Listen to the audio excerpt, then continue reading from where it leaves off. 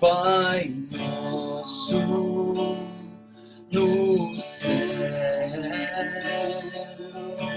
santo é o teu nome, teu reino buscamos, tua vontade seja feita na terra como é no céu. Deixe o céu descer na terra como é no céu. Deixe o céu descer.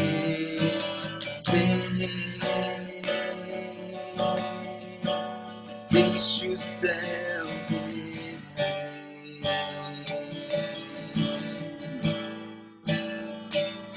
Pai nosso no céu, santo é o teu nome, teu reino buscamos, tua vontade seja feita na terra como é no céu. Deixe o céu descer na terra como é no céu. Deixe o céu descer. Deixe o céu descer. Deixe o céu descer. Deixe o céu descer.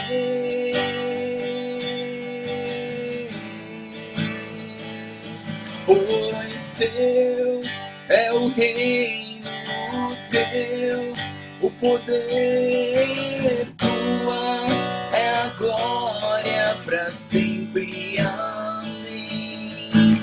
Teu é o reino, teu o poder, tua é a glória para sempre. Amém. Para sempre. Amém. Para sempre. Amém. Pai nosso que estás nos céus, santificado seja o teu nome. Venha o teu reino, seja feita a tua vontade, assim na terra como nos céus. O pão nosso de cada dia nos dá hoje. Perdoa as nossas dívidas, assim como nós perdoamos aos nossos devedores. E não nos deixe cair em tentação, mas livra-nos do mal, pois teu é o reino, o poder e a glória para sempre. Amém.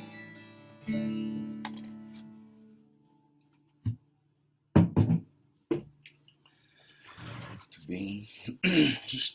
A gente tá quase terminando o livro de Jeremias já, né? Então hoje a gente vai ver 2 capítulos, né? Até falei, nossa, só 2 capítulos, mas os capítulos são grandes, né? E aí, só vou dar uma geral do sábado e domingo, que a gente não acompanhou, né?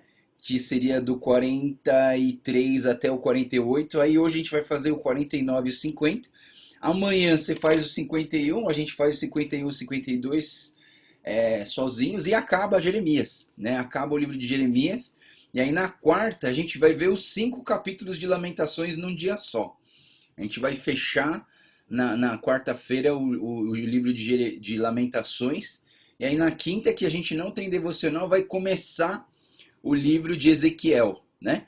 Mas aí eu faço a introdução do livro de Ezequiel na sexta, né? E aí sexta a gente faz a introdução e os capítulos do dia, tá bom? Só para a gente ter uma direção, uma direção básica, tá bom? Vamos lá. Então, o 43 era uma dúvida que o Edilson tinha feito, né?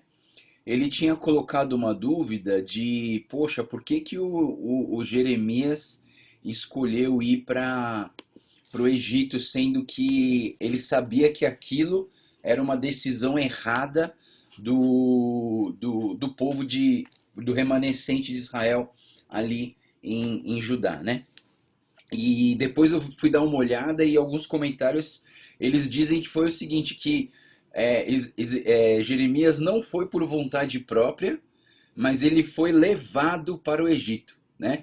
Então assim, aí esse levado para o Egito não se sabe se foi o Espírito de Deus que levou ele, né? Tipo, assim como o Espírito Santo levou Jesus para o deserto para passar 40 dias em jejum, né? Provavelmente o Espírito levou Jeremias junto com o povo dentro de uma decisão errada, mas que a voz de Deus precisava continuar sendo falada naquele lugar, né? Eu pensei muito numa questão missionária, sabe? Quando você tem um alvo, né, de um povo para alcançar, mesmo que você saiba que aquele povo está andando no caminho errado, tomando decisões erradas, você vai atrás deles para poder resgatar eles, trazer eles de volta para o caminho certo, né? Então acho que Jeremias, assim, a gente vê no capítulo 41 e 42 que ele não aprovou, que não era vontade de Deus para o povo ir para o Egito, né? Para eles ficarem em Judá. Mas como eles decidiram ir, então, de uma certa maneira, Jeremias foi levado para lá para ele continuar trazendo palavras para o remanescente de Israel que foi levado para o Egito, né? Eles foram espontaneamente, mas o Jeremias foi levado meio que à força para o Egito, né? E ele fala também no 43 que restou ainda um outro remanescente. Tinha esse remanescente em Judá, mas tinha um remanescente de pessoas que confiavam em Deus lá na Babilônia. Então lá na Babilônia ainda tinha. Eles levaram um monte de gente, né? Mas lá tinha também um remanescente do povo de Israel que era temente ao Senhor. Aí você vê também, né, pessoal, é uma coisa interessante, né? É, às vezes a gente se pergunta, poxa, mas eu não fiz nada de errado e por que que eu estou passando por dificuldades, né? E eu penso que o nosso Deus, como eu falei para vocês, ele é um Deus que faz aliança com a comunidade e às vezes, por causa do pecado de alguns, todos sofrem, né? Então, quando a gente vê aquele pecado de Acã, né, no Pentateuco, a gente vê que um cara pecou, todo o povo estava sofrendo. Então eles tiveram que olhar para as 12 tribos, caiu em uma tribo, pegou todos os clãs e foram fazer um sorteio para descobrir aonde estava o pecado, aí descobriram que estava em Acã, mataram Acã e a família dele. Poxa vida, mas a família dele não fez nada, né? Foi só ele que fez. Então assim, existe assim, quando a gente lê a Bíblia, a gente vê um certo ar de efeitos colaterais, sabe? Efeito colateral é assim, você toma um remédio para resolver o seu problema, sei lá, na dor de cabeça, só que o problema ataca o seu estômago, sabe? Isso chama efeito colateral. Você tenta arrumar uma coisa, você acaba estragando outra, né? Então, assim, muitas vezes existe essa questão dos efeitos colaterais. E a gente vê várias vezes na Bíblia efeitos colaterais, né? Mas, assim, a gente vê efeitos colaterais em questões físicas, não em questões espirituais. Porque mesmo que o povo estivesse exilado na Babilônia e tivesse um remanescente que confiava no Senhor, esse remanescente podia estar sofrendo fisicamente, mas espiritualmente eles estavam em paz com Deus, né? Então é interessante a gente entender essa dinâmica, né? Por mais que a coisa não esteja indo bem, a nossa cidade não esteja indo bem, a nossa igreja talvez não esteja indo bem, aqueles que confiam no Senhor, por mais que aparentemente, fisicamente, a gente está sofrendo efeitos colaterais, no nosso coração a gente consegue viver uma paz no coração quando a gente tem Jesus em nossas vidas, né? Então, o 44, ele vai falar que o Jeremias anuncia o último oráculo dele e ele sofre um martírio, né? Por conta dessas palavras. Aliás, se a gente for analisar toda a vida de Jeremias, coitado, ele foi um mártir mesmo, porque toda vez ele tentava falar a verdade, ele era punido, né? E as pessoas, e os reis, e os líderes. Por isso que o livro de Jeremias ele fala tantas palavras contra uma liderança infiel, uma liderança que age pelas suas próprias forças, uma liderança que age pelo seu bom senso e não pelo senso perfeito, né? Eu fico pensando às vezes, né? Não adianta ter bom senso, você precisa ter o senso de Deus, né? Você precisa... Às vezes o nosso bom senso, ele não é o melhor senso, né? Então você tem um bom senso, você tem um melhor senso. Qual que é o melhor senso? O melhor senso seria de a gente temer ao Senhor, confiar no Senhor, nos ajoelhar diante do Senhor e pedir a direção do Senhor. E eu creio que uma liderança boa é uma liderança de joelhos. Uma liderança boa é uma liderança que está sempre buscando ao Senhor por uma direção. Uma liderança boa é uma liderança que não é arrogante, não é orgulhosa, não é prepotente, não é aquela liderança que acha que está certo em tudo e que não precisa aprender mais nada porque já conhece de tudo, não. Eu acho que uma liderança boa é uma liderança que teme ao Senhor, que busca a sabedoria do Senhor, que se humilha diante da presença do Senhor e que faz como Ezequiel, diante de um problema, pega esse problema, estende na frente de Deus, do templo, se prostra diante de Deus e fala: Deus, eu sou incapaz, eu preciso da tua ajuda, né? E eu digo isso não só para os líderes da igreja, eu digo isso para vocês que são líderes dentro da sua casa, né? Vocês são pais, mães, né? Vocês são líderes, de alguma maneira vocês são líderes. Vocês são líderes de grupos pequenos, de INCs, vocês precisam ter esse tipo de senso de liderança fiel, né? A liderança fiel que a Bíblia fala é assim: você foi fiel no pouco, sobre o muito te colocarei, né? O servo mau, ele pegou aquele talento e escondeu e falou: nossa, fiquei com medo de você me ficar bravo comigo e não fiz nada. Ou seja, ao invés de fazer alguma coisa e buscar o Senhor e buscar uma sabedoria, uma direção, não. Ele se escondeu e quis salvar o seu próprio coração, ao invés de se doar para salvar o coração das pessoas perdidas, né? Então, assim, o livro de Jeremias ele fala muito sobre essa questão e a gente vê Jeremias sofrendo demais, por falar a verdade, né? E eu creio que pode parecer uma coisa esquisita, mas assim, é uma bênção de Deus você poder sofrer por pregar aquilo que é certo. E aí que eu acho assim,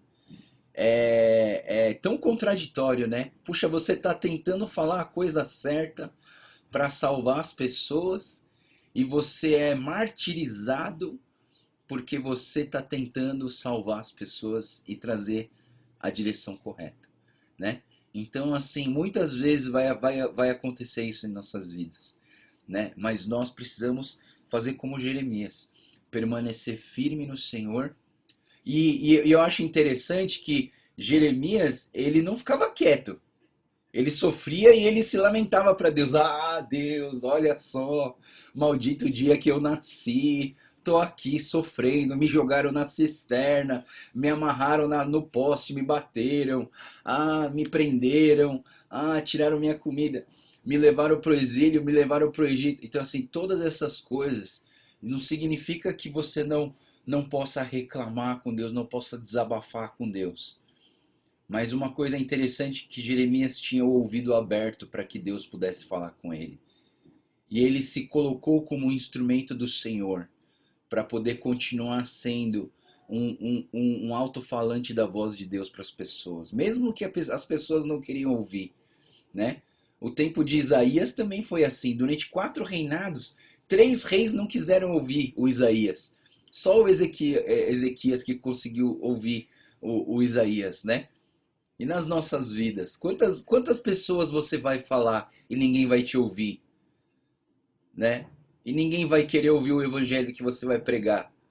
Na vida de Isaías era só 25% da pregação dele foi ouvida. Os outros 75% ele pregou e ninguém ouviu. Quantas. E você, porque 2 pessoas não quiseram ouvir, você já desistiu, né? Eu penso assim, a gente não pode ter esse senso de desistência e continuar falando do evangelho e continuar falando de Deus para as pessoas. Ah, mas a pessoa vai rir da minha cara. Vai mesmo. Ah, a pessoa não vai ficar brava comigo porque eu estou enchendo ela. Talvez sim, mas tudo que você está fazendo por amor, né, para a alma dessas pessoas serem resgatadas. E eu creio que como é importante a gente ter esse coração de Jeremias. O capítulo 45, então, ele vai falar de uma palavra sobre o Baruque, né? E o Baruque é um capítulo bem curtinho, né? O 45, ele tem uns 5 versículos, 6 versículos, sei lá. É bem curtinho, né? E o Baruque, que é só para lembrar, né? O Baruque era aquele cara que, quando Jeremias ouvia a voz de Deus, o Baruque escrevia. E o Baruque é aquele camarada que, quando o Jeremias estava preso, o Jeremias falou: vai lá e fala pro templo as palavras que eu recebi, né? E o cara arriscou a própria vida para poder pregar a verdade dentro do templo para os líderes, né? E ele também quase foi perseguido, mas graças a Deus, Deus poupou a vida dele. Mas a gente vê que era um servo bom e fiel, e ele foi fiel no pouco, na instrução que foi dado para ele, né? Então tem uma palavra para com esse Baruque. Aí o capítulo 46, ele vai falar sobre uma profecia em relação ao Egito, porque de uma certa maneira o remanescente que estava em Judá decidiu ir para o Egito, porque o jardim do vizinho sempre é mais bonito do que o nosso, né? E a gente fica querendo as coisas do vizinho. Ah, não, eu vou lá, porque lá é melhor, né? E eu já, poxa, quantas vezes eu já não conversei com pessoas da minha igreja coreana, que eles falam: não, pastor, eu vou lá, porque lá tá melhor, lá tem um culto mais legal, lá tem um louvor mais legal. Eu falei: não, mas vamos ficar junto aqui ainda não tá bom, mas se a gente construir junto, a gente deixa a nossa igreja legal também, né? Ah, não, pastor, não tem mais esperança nessa igreja, eu vou em outra. E vai comer no vizinho, né? E foi embora, né? Mas depois que a igreja melhorou, ele voltou. Falou: poxa vida, devia ter ficado aqui, né? Então, assim, é importante, o que eu estou falando a respeito do Egito, é que essas palavras que vêm para o Egito, falou que o Egito parecia que estava bom, mas depois ele também ia ser atacado, também ia ser destruído, também ia ter invasão sobre o Egito também, né? E aí, no 46 até o 51, a gente tem o que os comentaristas chamam, o capítulo, né? Capítulo 46 até o capítulo 51 são oráculos, são profecias que não têm data. Então a gente não sabe quando que foi escrito essas profecias. Então elas foram meio que uma compilação de palavras que o Jeremias escreveu e que foram sendo colocadas dentro de um bloco, dentro de um arquivo, né? Então a gente não sabe bem a data que ela foi escrita, a gente só sabe das palavras, então a gente tem as direções, né? E o capítulo 47 tem então as profecias, e vai começar a vir profecia contra um monte de lugar, né? Ele vai falar sobre o Egito, sobre a Filistia, Moabe, Amon, Edom, Damasco, Kedar, Hazor, que é a Arábia, Elão, Babilônia. Então, assim, vários lugares vão receber essas profecias a respeito dessa cidade. O 47 vai falar dos filisteus e o 48 vai falar dos moabitas. E aí a gente entra no 49. Só lembrando, da onde vem os Moabitas e os Amonitas, né? Da onde vem? Lá em Gênesis, né, quando Abraão e Ló se separaram, Ló ficou com uma terra bonita, mais uma vez, né? Interessante que o Ló, né, eu não sei se você lembra dessa história, mas Deus chamou o Abraão para ir procurar a terra prometida. E aí o Abraão convidou o sobrinho Ló e o Ló foi junto com o tio Abraão para buscar essa terra prometida. Só que eles estavam sendo muito abençoados, eles estavam brigando, os pastores deles estavam brigando entre eles, falaram, então vamos se dividir. E o Abraão fala para Ló assim, Ló, escolhe para que lado que você vai. Se você for para a direita, eu vou para a esquerda, se for para a esquerda, eu vou para a direita. E aí o Ló teve a oportunidade de escolher, né? Só que assim é muito interessante essa história, né? Porque quando o Ló ele olha para os lados, ele vê um lado que aparentemente era mais bonito. Tinha mais árvore, era mais verde, era mais bonito, e o outro lado era em direção ao deserto. E aí o Ló escolheu pela aparência, ele não escolheu assim, da maneira certa, sabe, buscando a Deus, falando, Deus, onde você quer que eu vá? Não. O Ló foi atrás da aparência. E o que, que virou a aparência? Sodoma e Gomorra. Não é verdade? Um lugar promíscuo, um lugar terrível que Deus desejou destruir aquela cidade. Mas olha só que interessante, eu não sei se você lembra dessa história, mas o texto diz assim: Abraão e Ló, eles se dividiram, né? E o Ló escolheu a terra desse lado que era mais bonita. E o que, que Deus falou para Abraão? Falou, Abraão, aonde você pisar a planta dos seus pés vai ser teu. Na verdade, o Abraão tinha tudo, tanto a terra de Ló como a terra dele. Deus tinha dado tudo para Abraão. Se o Ló tivesse humildade suficiente para falar assim, não, tio, você que está abrindo o caminho, Deus trouxe a palavra para você, eu quero ficar debaixo da sua liderança, o que você decidir eu faço. Eu acho que Ló ia ser abençoado, mas não, Ló, ele agiu conforme a sua própria vontade.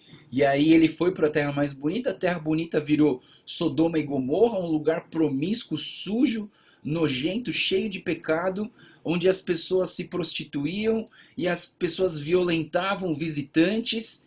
Os anjos do Senhor apareceram na casa de Ló, as pessoas queriam violentar os anjos, imagina que loucura, né?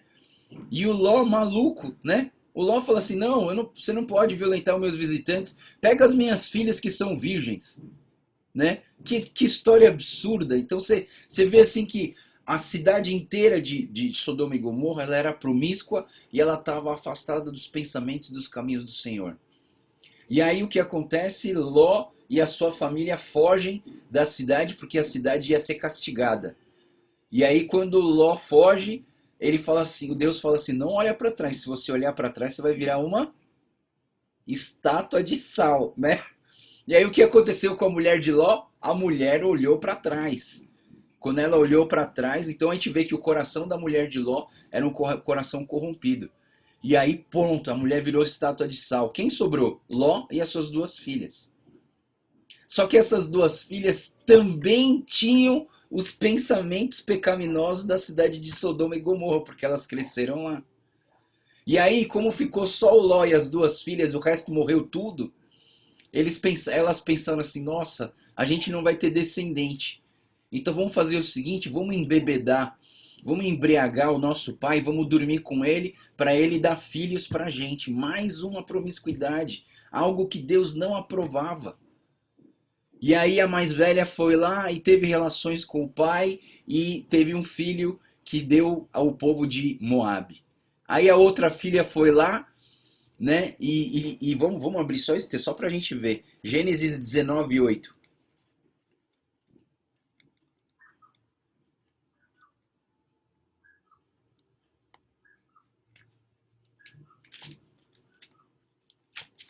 Gênesis 19:8. Ou 38. Gênesis 19:38 diz assim: a mais nova também teve um filho e deu-lhe o nome de Ben-Ami. Este é o pai dos amonitas hoje, né? Então o que acontece? Essas duas filhas, elas podem ter sido salvas da destruição da cidade, mas elas ainda tinham um coração corrompido, um coração que foi criado no meio da maldade. E elas ainda não tinham deixado Deus transformar o coração através da obediência e das leis do Senhor. E aí criou-se dois povos que durante toda a história eram povos inimigos, né?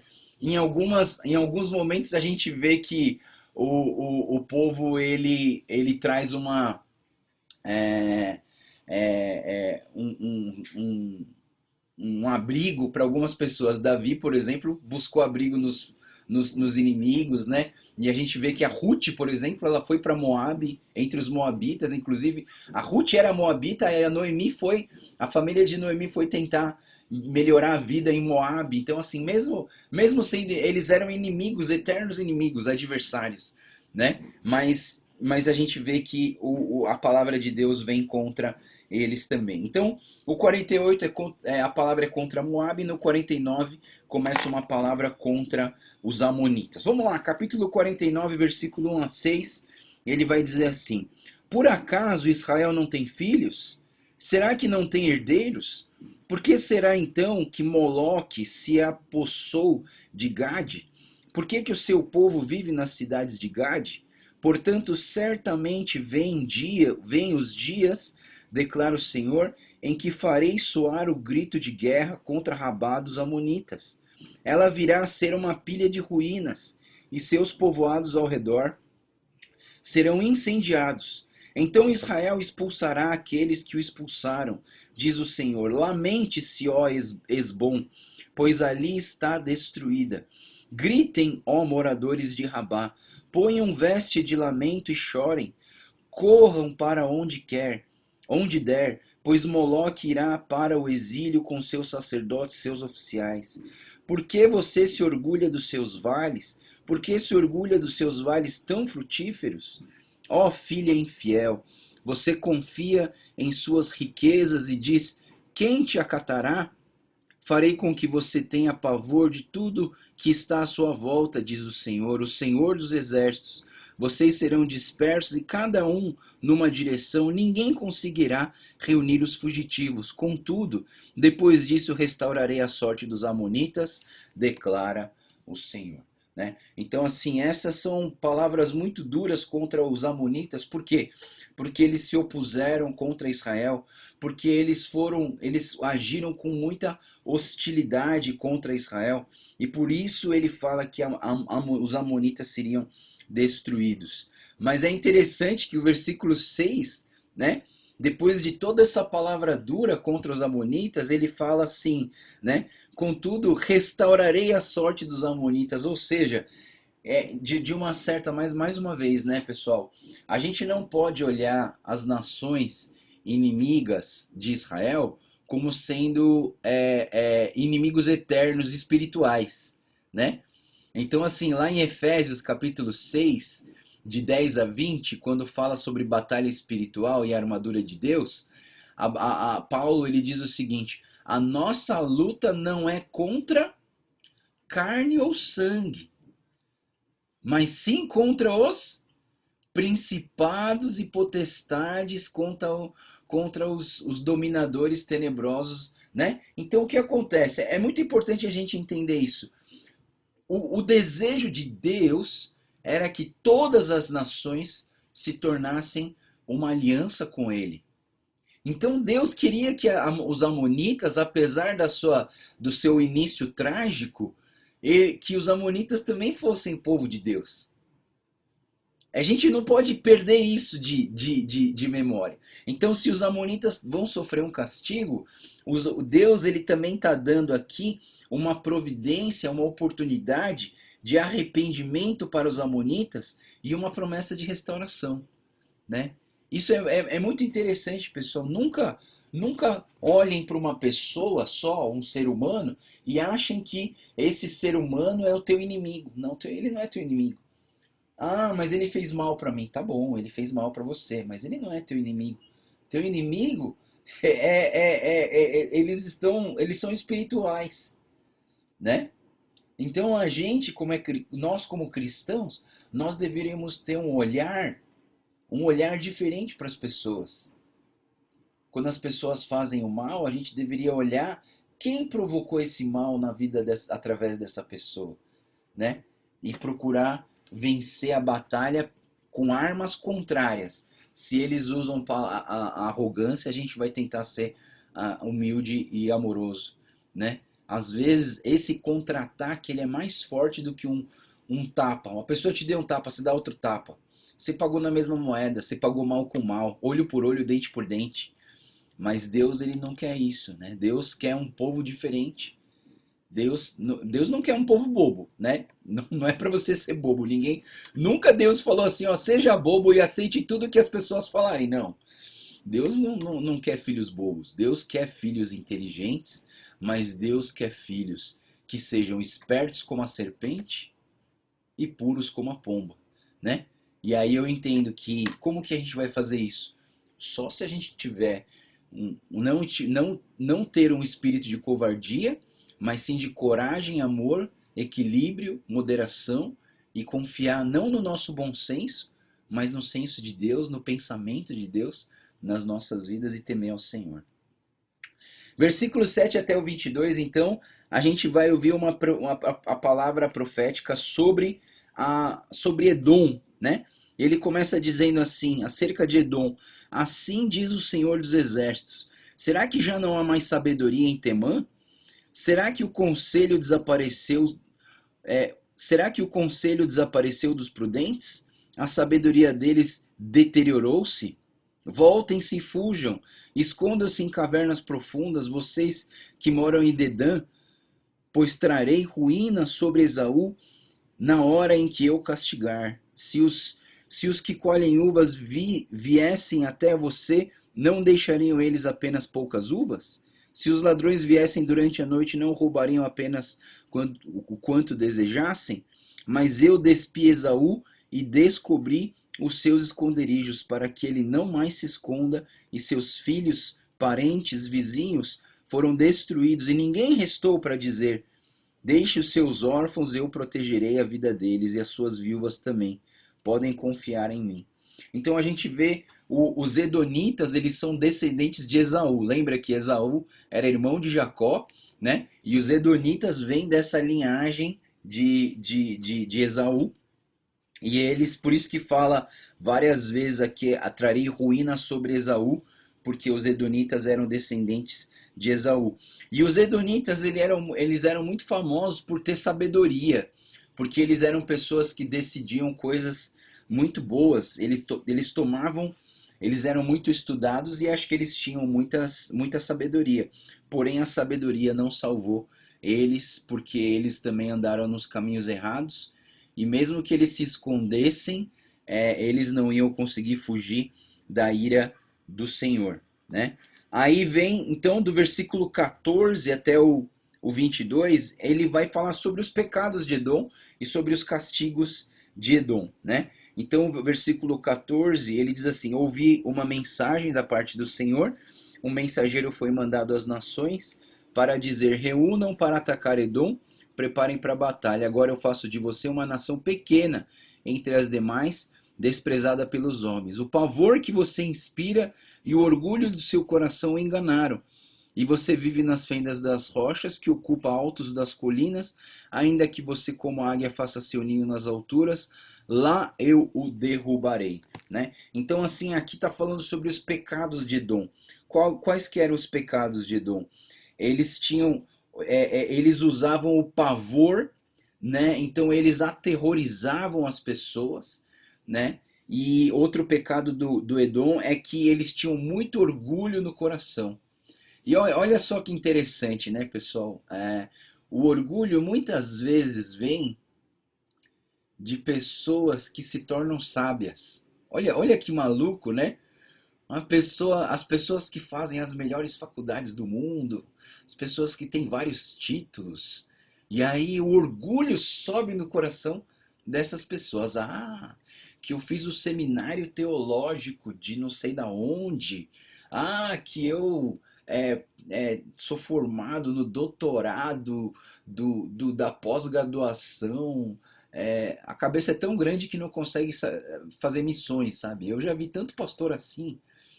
Poxa, eu prefiro não ter uma cabeça tão grande, mas ter um coração grande para buscar as pessoas e salvar elas para o reino de Deus, do que ter um cabeção gigantesco, escrever 200 livros e ficar dando aula para um monte de pastor que só quer ouvir palavra bonita, né? E eu penso que muitas vezes esse orgulho, né, no coração vem por conta de você ter a sabedoria humana e o conhecimento humano, né? E eu vejo assim, puxa, se todo mundo precisasse conhecer tudo da teologia para ir para o céu, poucos iriam, né? Eu acho que a gente não precisa, claro que a gente não pode ficar ignorante e falar assim, então não quero saber mais nada, né? Só vou fazer minhas oraçãozinhas aqui antes do almoço, tá bom, né? Não. Eu acho que a gente tem que buscar conhecer a palavra de Deus, conhecer a Deus, buscar o conhecimento de Deus. Mas assim, eu pergunto, né? Será que essa busca por conhecimento não pode se tornar um Deus na sua vida? Você entende? Nossa, mas eu tô querendo conhecer mais a Deus. Mas a sua busca por querer conhecer a Deus pode se tornar um Deus na sua vida, né? E aí eu tenho medo, né? Aí eu tenho medo. Então, por isso que eu acho que a Bíblia, principalmente Timóteo, quando Paulo fala com Timóteo, ele fala para Timóteo, Timóteo, Deus não te deu um espírito de covardia, mas de amor, poder e equilíbrio. Equilíbrio é uma chave importante nas nossas vidas. Saber equilibrar, sabe? Saber dosar o tempo que você dá para Deus ali nos estudos, na dedicação do ministério, mas também saber dar um tempo para você mesmo.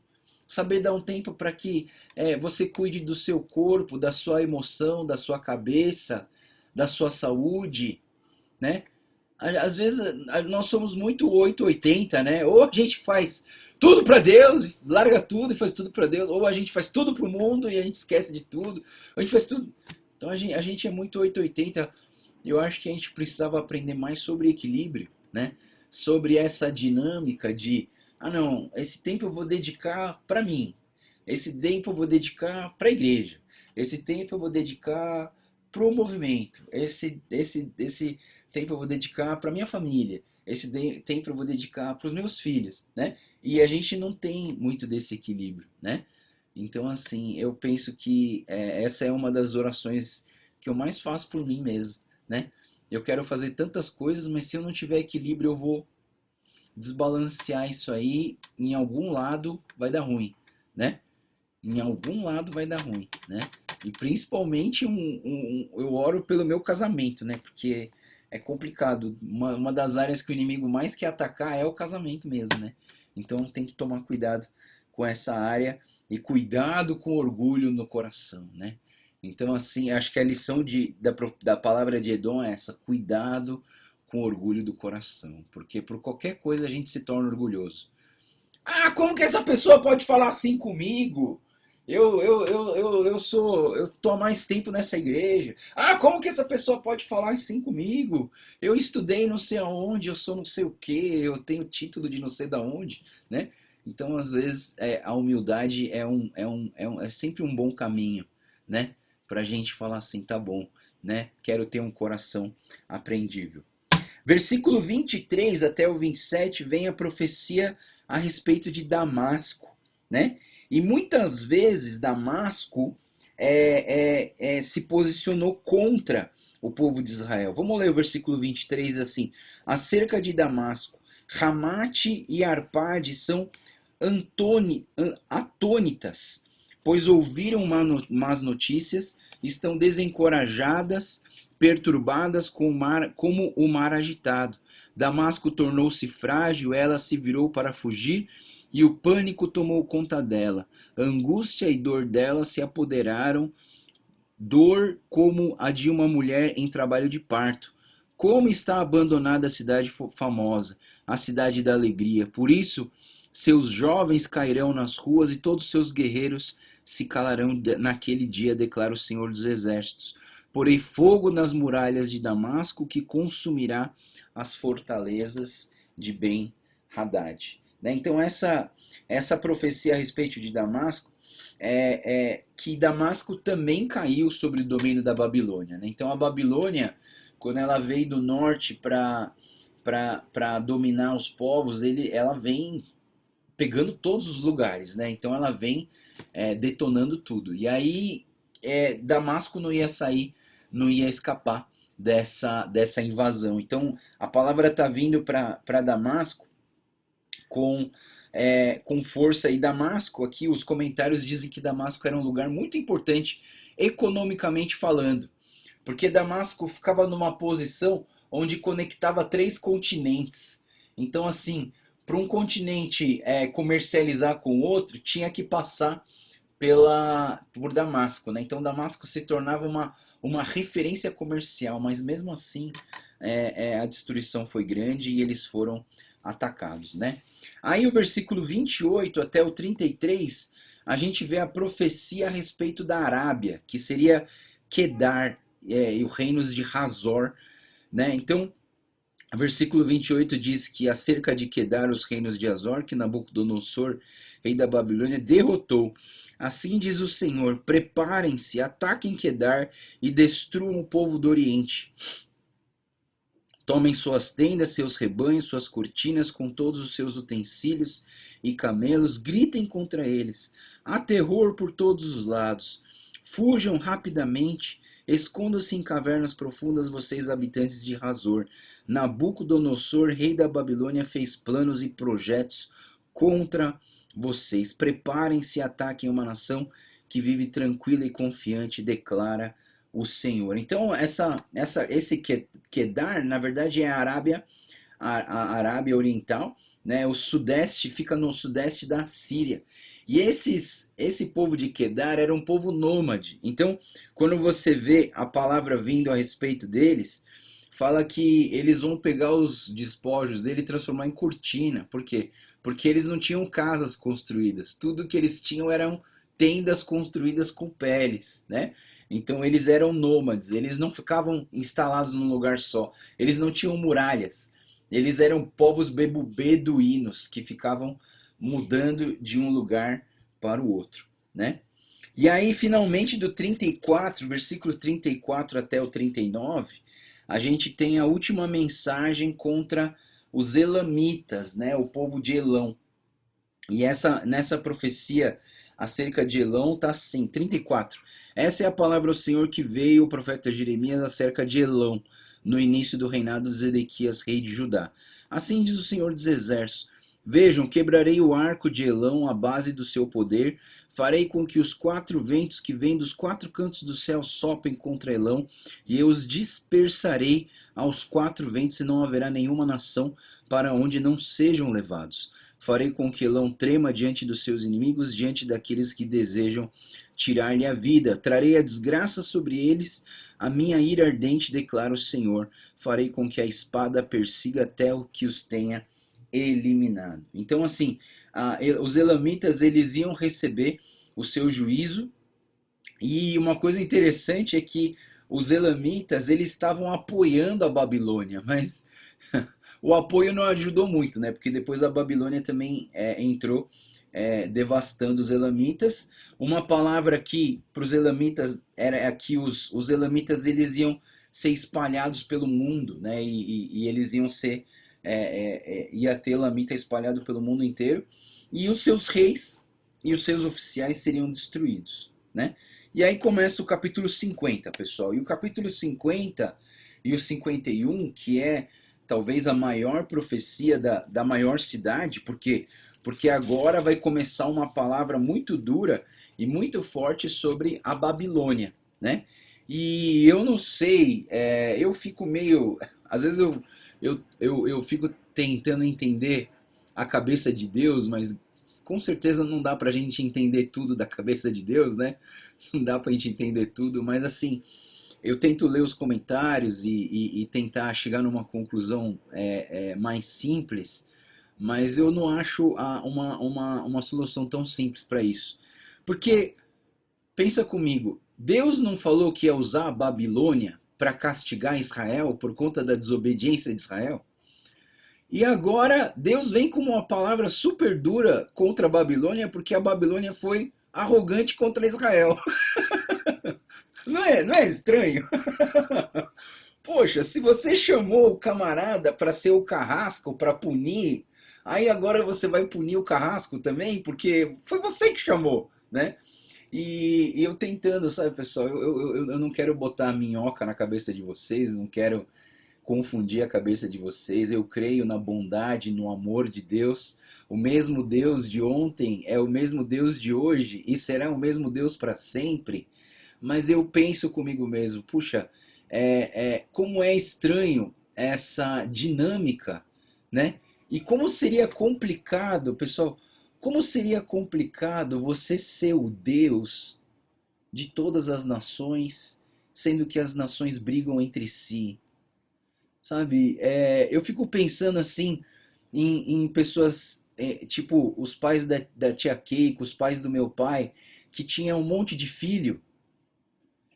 E você é pai de aqueles um monte de filho, mas às vezes os filhos começam a brigar entre eles. E às vezes você pede pro filho mais velho, dá um jeito, cuida do filho mais novo, daí o filho mais novo, ele vai lá e bate no filho, mas ele bateu muito forte. Aí tem que dar bronca no mais velho, porque você que pediu pro filho mais velho bater no mais novo. Mas aí o bateu muito forte. E aí machucou demais. Aí você dá bronca no mais velho, porque o mais velho deu bronca no mais novo. E você é pai de todos, você entende? Eu fico pensando assim, como um pai, né? E a gente fica, eu fico às vezes tentando me colocar na posição de Deus para sentir o coração de Deus e a tristeza que Deus tinha, sabe? Em ter que punir os seus filhos. Se tem uma coisa dolorosa nas nossas vidas como pais e mães, é a gente ter que castigar os nossos filhos para eles aprenderem uma lição importante na vida e não fazerem mais aquela besteira. E é estranho porque, de uma certa maneira, você sabe que eles vão errar. E o seu amor não termina por eles, mas muitas vezes a sua conduta muda com eles. Sabe, quando eu estudo esses profetas, eu fico. O que mais me dói é pensar no coração de Deus em ver os filhos desobedecendo aquilo que ele falou. E ele falou: olha, se você fizer isso vai dar certo. Se você for por esse caminho vai dar certo. Não namora com essa menina não, que essa menina não vai dar certo. E aí o filho teima, fala: não, eu quero essa, eu quero essa. Ah, meu Deus do céu, mas eu falei. E aí a desobediência vem e pau, dá tudo errado. E aí você fica chateado porque você tentou avisar e não deu certo. E Deus não termina, e Deus não abandona os seus filhos. Deus não fala assim: ah, já que você decidiu errado, então não quero mais saber de você. Deus continua lutando. Pessoal, imagina o coração de Deus depois do Velho Testamento inteiro de desobediências, Deus dando direção e o povo sendo desobediente, Deus falando o caminho que deve andar e o povo pegando outro caminho, e depois de tantos erros, depois de tanta desobediência, depois de tanto abandono para com o pai, de tanto falar assim: não, eu quero o filho, tantos filhos pródigos. Sabe, filhos pródigos que falam assim: olha, pai, eu quero a tua herança, mas eu não quero ficar do teu lado. Eu quero a tua herança, mas eu não quero ficar aí na tua casa, debaixo da tua autoridade. Eu quero viver do jeito que eu quero. Me dá a tua herança, porque para mim só importa a tua herança. Eu não quero saber de você. E Deus ainda dá, o pai ainda dava a herança. Aí eu fico pensando, depois de tantas desobediências e infidelidade do povo, eu fico pensando, se eu fosse Deus, não ia ter Novo Testamento. Eu ia acabar com tudo no Velho Testamento. E acabou. Mas olha só o coração de Deus. Ele chega no Novo Testamento e ele envia o próprio filho dele para morrer numa cruz por pessoas que ele sabia que iam abandonar, iam desobedecer, iam fazer tudo errado. E sabe que o que mais me choca é porque existe um remanescente. E você é esse remanescente de Deus. E Deus morreu e sofreu e deu o filho dele por você. Porque você está aqui hoje, buscando e servindo. Você é o que sobrou da humanidade que abandonou a Deus e que buscou outros deuses. E é duro pensar isso, sabe, pessoal? Eu tô falando tudo isso porque quando eu entro no capítulo 50 e 51 e eu vejo essas palavras contra a Babilônia, eu vejo essa questão, né? Eu vejo que o tópico principal desses dois capítulos é a destruição da Babilônia. Mas quem chamou a Babilônia para atacar Israel, para Israel aprender uma lição? Foi Deus. Só que aí a Babilônia exagerou, a Babilônia foi extremamente arrogante, a Babilônia foi atacou com muita severidade, com arrogância, com orgulho, achou que dominava o mundo, né? Então assim, a gente vai ver aqui nessas palavras e a gente vai ver aqui no capítulo 50, que é o de hoje, que assim, a palavra de Jeremias intercala ataques para a Babilônia e profecias de restauração contra Israel. Ataques para a Babilônia e profecias de restauração sobre Israel. Né? Então vamos ler do versículo 1 ao 6, ele diz assim: essa é a palavra do Senhor, falou pelo profeta Jeremias acerca da Babilônia e da terra dos babilônios. Anunciem, proclamem entre as nações, ergam um sinal e proclamem, não escondam nada. Digam, a Babilônia foi conquistada, Bel foi humilhado, Marduk está apavorado, as imagens da Babilônia estão humilhadas.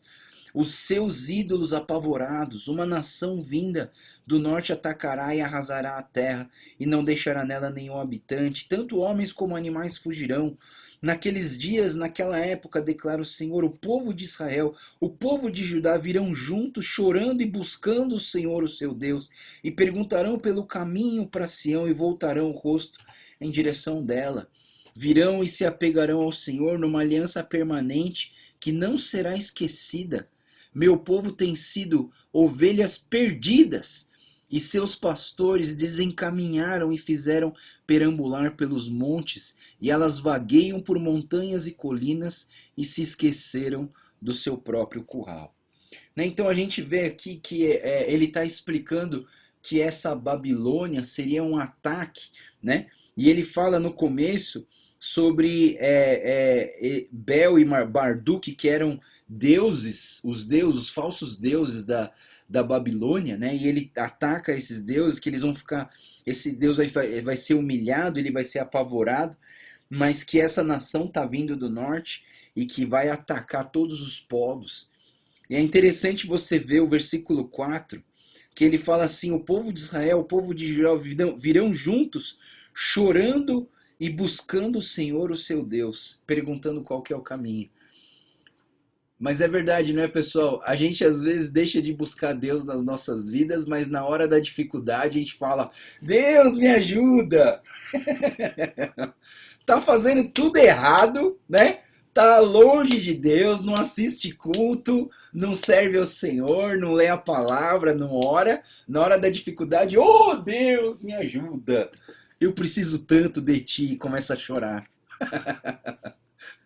E aí eu penso em mim mesmo, sabe, pessoal? Não tô julgando ninguém, não. Eu penso em mim mesmo. Quantas vezes que a gente já não fez isso, né?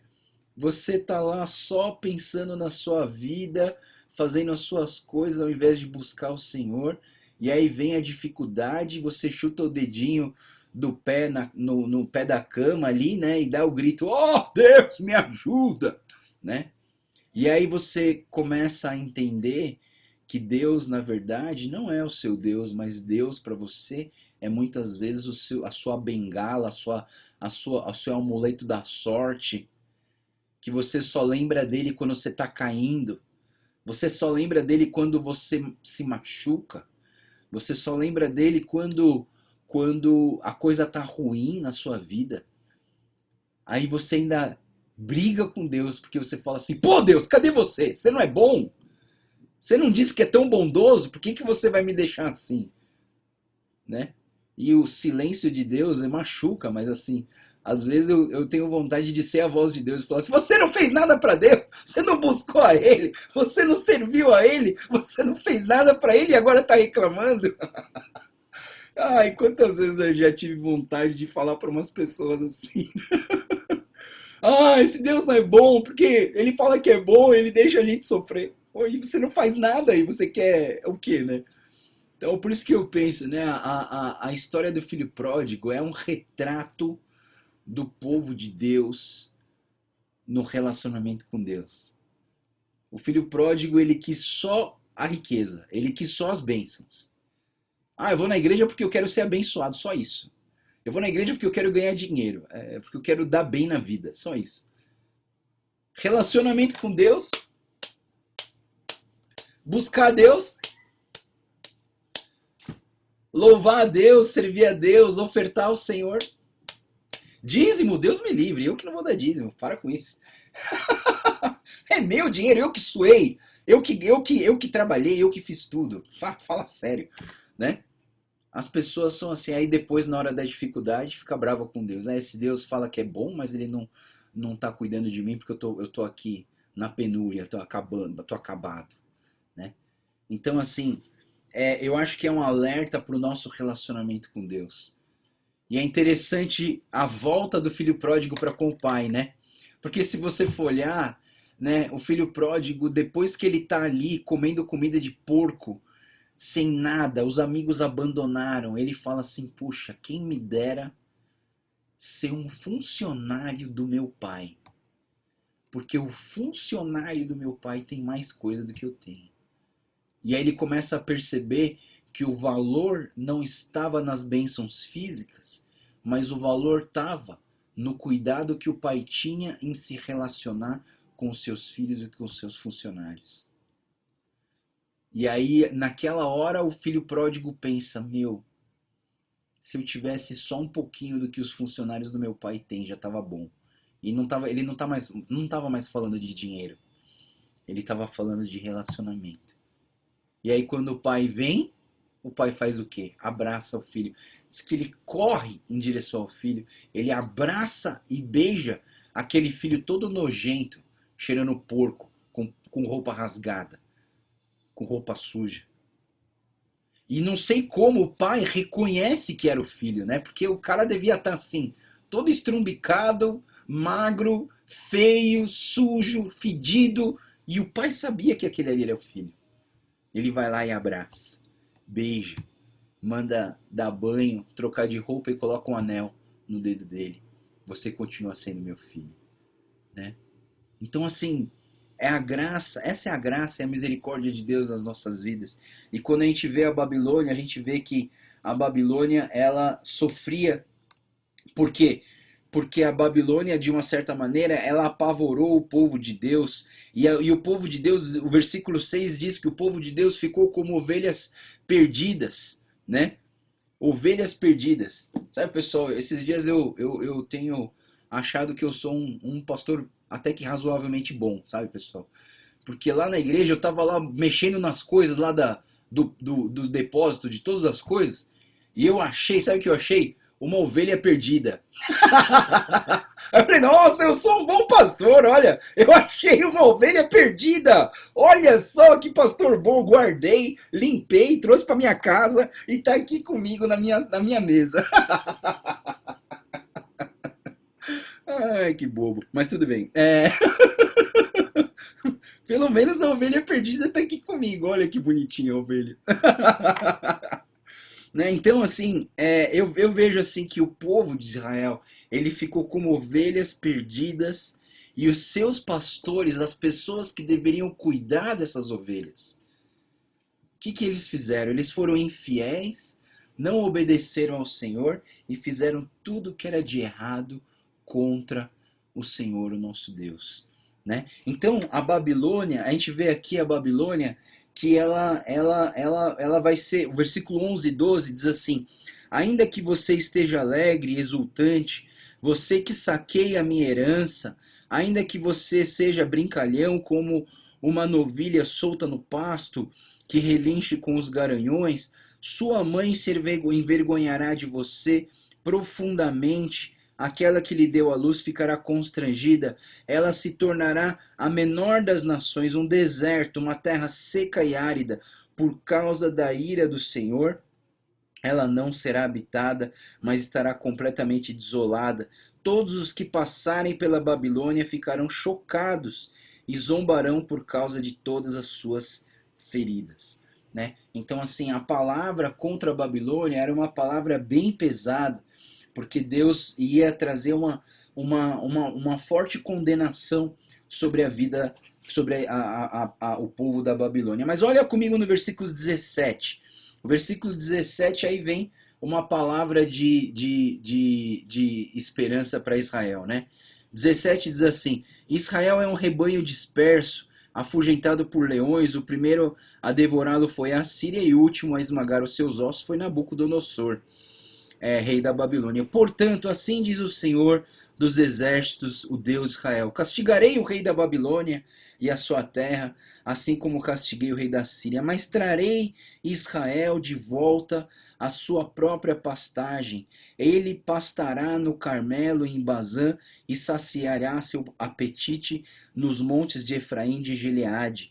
Naqueles dias, naquela época, declara o Senhor, se procurará iniquidade de Israel, mas nada será achado, pelos pecados de Judá, mas nenhum será encontrado, pois perdoarei o remanescente que eu poupar. Sabe? Então aqui é uma palavra que vem de encorajamento para Israel. E eu queria que você pudesse prestar atenção, principalmente no versículo 20. O versículo 20 fala assim: se procurará pela iniquidade de Israel, mas nada será achado. Procurará pelos pecados de Judá, mas nenhum será encontrado. Pois perdoarei o remanescente que eu poupar. E isso mostra uma coisa muito importante para as nossas vidas, né? Que é o perdão de Deus sobre nós, né? Olha só, ele fala assim: procurará a iniquidade e não se achará, procurará o pecado e não se encontrará. E o que eu penso? Eu penso sobre isso, né? Eu penso que Deus, ele perdoa realmente as nossas vidas, né? E eu acho que alguém, acho que, não sei se foi Tia Keiko, alguém tinha me perguntado sobre isso, queria conversar sobre isso, porque eu acredito que Deus perdoa e ele não usa mais aquilo que ele perdoou contra você. Ele nunca mais vai usar, mas ele não esquece, porque ele deixou registrado. Tá aqui, ó. Todo o pecado do povo está registrado. E 1000 anos, 2000 anos depois, a gente continua lendo. Ou seja, talvez a gente entenda que Deus, ele perdoa os nossos pecados e ele não mais se lembra e ele não considera mais aquilo pecado, porque o que ele purificou está purificado. Se confessares os seus pecados a Deus, ele é fiel e justo para perdoar os seus pecados e as suas iniquidades, né? Ninguém que perdoa alguém deveria usar aquele artifício para te atacar de novo. Agora, quem faz isso? Quem usa o pecado perdoado para tentar te atacar de novo? O diabo. O diabo. Por isso que um dos nomes do diabo é o quê? O acusador. Por que é o acusador? É porque ele vem lembrando das coisas do passado para tentar te derrubar no presente. É a estratégia do inimigo. A estratégia do inimigo é essa. Ele tenta lembrar das suas falhas do passado para te derrubar no presente. E quando você está tentando se levantar, o diabo vai lá de novo resgatar os pecados que foram armazenados lá, né? Foram arquivados, né? É que nem aquele casal que um dos cônjuges grava tudo de errado que o outro fez e anota na agenda. Aí quando vai brigar, calma aí. Você lembra dia 19 de agosto de 1963 que você falou aquilo? Às vezes a gente dá uma de acusador. Às vezes a gente resgata os pecados do passado para poder atacar no presente, né?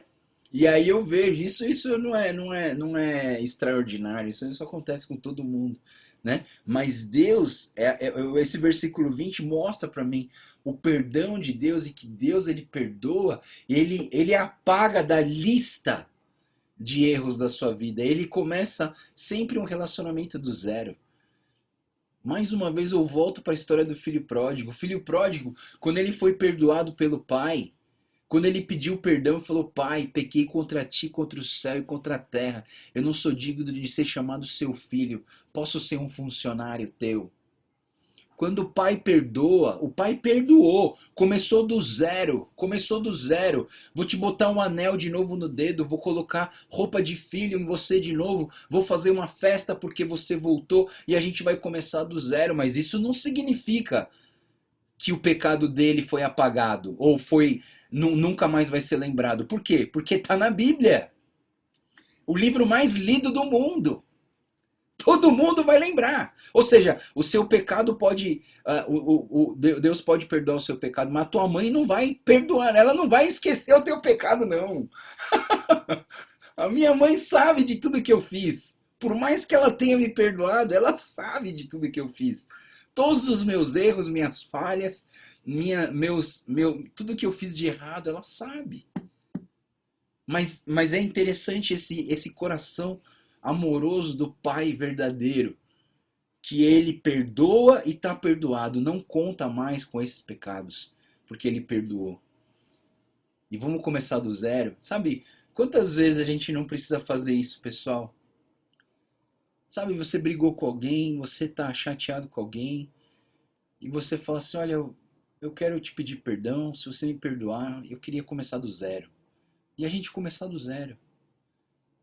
Ah, pastor, mas quantas vezes eu tenho que perdoar meu irmão? Vai perguntar para Jesus.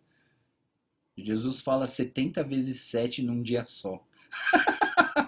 Isso dá 490 vezes. Quantas vezes você já perdoou? Hoje. Duas, pastor. Poxa, então só falta 388. 488. Né? Então, o que a palavra de Deus diz? Esse é o coração de Deus, Pai, de estar sempre pronto para te perdoar dos seus erros, das suas falhas, dos teus pensamentos ruins e começar do zero. Vamos começar do zero, né? Eu acho isso tão bonito, né? Duas pessoas brigam e falam assim: poxa, vamos começar do zero, né? Pior que assim, você sabe, mas essa pessoa vai fazer isso de novo. Ela vai fazer isso de novo. Mas vamos começar do zero. Talvez seja assim que Deus trata a gente. Porque se ele ficasse lembrando de todas as besteiras que a gente já fez na vida, ele já tinha abandonado de você, ó, faz tempo. Nossa, se ele lembrasse de tudo, considerasse ainda real, tudo que eu fiz de errado, eu acho que Deus já tinha me abandonado faz anos, né? Mas não, Deus perdoa e Ele quer começar sempre do zero nas nossas vidas. Aí o versículo 21 até o 32, a gente vê assim a palavra de Deus falando mais uma vez contra o povo da Babilônia. Né? Ataquem essa terra de Merataim, aqueles que moram em Pecote. E aqui são duas cidades importantes da Babilônia, por isso que colocou esses nomes. Façam tudo o que lhes ordenei. Há ruído de batalha na terra, grande destruição. Quão quebrado e destroçado está o martelo de toda a terra, quão arrasada está a Babilônia entre as nações. Prepararei uma armadilha para você, ó Babilônia, e você foi apanhada antes de percebê-lo. Você foi achada e capturada, porque se opôs ao Senhor. O Senhor abriu seu arsenal e trouxe para fora as armas da sua ira, pois o soberano, o Senhor dos exércitos, tem trabalho para fazer na terra dos babilônios. Venham contra ela aos confins da terra e arrumem seus celeiros, empilhem com feixes de cereal e destruam totalmente. E a gente vê, eu queria trazer o versículo 31, que é um dos pecados da Babilônia. 31 ele vai dizer assim: Veja, estou contra você, ó arrogante, declara o Senhor dos exércitos, pois chegou o seu dia, a sua hora de ser castigada. Né? Então a arrogância da Babilônia era um dos pecados que a Babilônia cometia contra o Senhor. Né? Aí o versículo 33 até o 40 vai falar sobre uma justiça contra a Babilônia. Né? Já está falando sobre essa justiça, mas ela deixa bem claro: o povo de Israel está sendo oprimido, e também o povo de Judá, todos os seus captores prendem à força, recusando deixá-los ir. Contudo, o Redentor, olha só o versículo 34, pessoal. Contudo, o Redentor deles é forte. O Senhor dos Exércitos é o seu nome, e ele mesmo defenderá a causa deles e trará descanso à terra. Mas inquietarão aos que viverem na Babilônia. E olha só, o 35, 36, 37, ele fala de uma espada. Olha só, uma espada contra os babilônios, declara o Senhor, contra os que vivem na Babilônia e contra os seus líderes. 36.